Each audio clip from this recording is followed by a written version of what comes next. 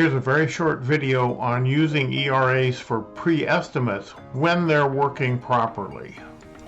So here's the pre-estimate as it was sent, and with the estimate created in Open Dental using the existing fee schedule and benefits. And you notice it's predicting that the patient's going to pay the full amount.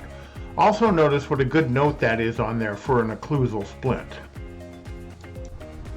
Here's the ERA as it came back directly into Open Dental, and you notice it says the insurance is going to pay $225.50 rather than $0 on the one that was done in the office.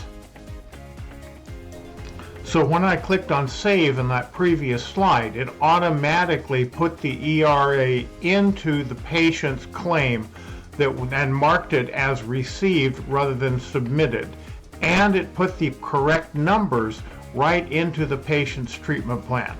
So there was no typing. The other thing that happened was it created that copy of the ERA automatically. No scanning, no cutting and pasting.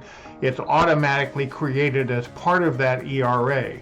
So you could send it to the secondary if there was a secondary, or you can send it to the patient, although the patient's also going to get a copy of the pre-estimate directly from the insurance company. The other thing to notice is the sent and received dates in the upper left-hand corner. It was sent on the 31st and it was received on the 6th, so a total of 7 days to get the ERA back with the pre-estimate.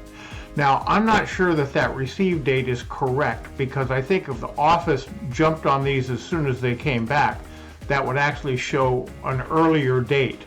But I can't figure out how to go in and see when it truly came back as an ERA.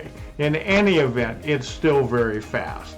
And it's easy because there's absolutely no typing, just a couple mouse clicks, and it's correct because there's no human error.